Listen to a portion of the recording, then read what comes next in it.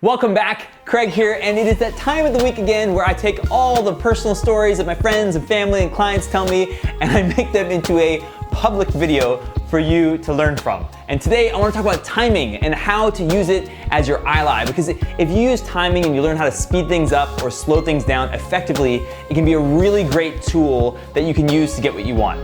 Let's get into it. If you've watched many of my other videos, you'll notice that I spend a lot of time talking about emotions and the emotional state of the person I'm talking to and my own emotional state, because if we can make somebody comfortable with the deal, if we can make them excited about it, then the logic just tends to follow and we don't have to dig into it that much. Whereas the opposite's usually not true. If somebody is, not comfortable with something, even if you throw some sort of logic strategy their way, even if they sign with you, there's still gonna be recourse later because at their heart, they don't wanna do what you're asking them to do.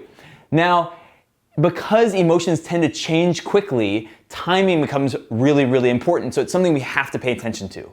A common emotion that comes up in most negotiations is anxiety. It's common for us to feel anxious and for the other person to feel anxious as soon as a proposal is made and the tension rises. And being able to manage that tension and manage that anxiety is a really, really important skill. Now, one of the opportunities that it brings up is that if you can guide that person to a place of less anxiety by, say, closing the deal, but you make what you want part of that pathway, that guidance, then it's a really effective way of getting them to move. And let me give you an example of that. I have a client right now who's doing a job offer negotiation, and he was talking to an executive at one of the companies, and the executive showed that he was anxious about talking about the numbers. And he showed this by first opening up and saying something like, we want to offer you 100K, and then he quickly moved on to talk about the job and talk about a different topic. And then at the end of the conversation, he opened himself up to more negotiation by saying, if you have any questions or you want to come back to us with another number, let me know. I'm going to be in town next Tuesday and we can meet in person.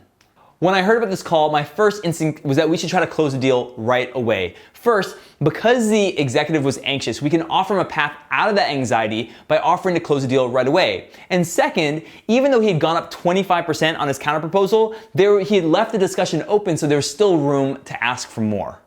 So what I advise my client to do, we'll call him John, is to write an email right away and say, hey, look, I enjoyed the discussion with you. This is my number one choice, and I would love to just close down the rest of my job search and sign with you guys today if you can hit this number. And then we can spend next week when we're talking in person, thinking about the projects that I can take on when I jump on board.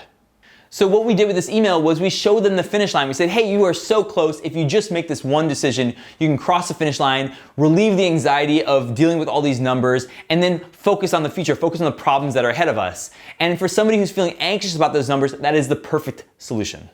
In that case, what we did was speed things up to close the deal. That was what was effective in that specific instance. A lot of times what you want to do is the opposite, which is slow things down and use timing that way. So for example, if somebody asks you a question that you don't want to answer, like, what do you think about this offer? And in that situation, maybe you don't want to disclose what you think about the offer, or you have a lot of information coming from them, but you don't want to sit in a discussion for too long because now you might give up too much information coming from you. So in these situations, you want to give yourself the breathing room and control timing that way.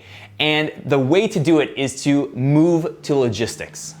Moving to logistics means that you move out of the content part of the conversation and you move to the logistical part of the conversation. And the way you can do this is saying something like, I want to be thoughtful about the questions I come to you with because this is a big decision. Is there some time we can set up tomorrow to talk? Actually, hold on, let me pull out my calendar, 1 second.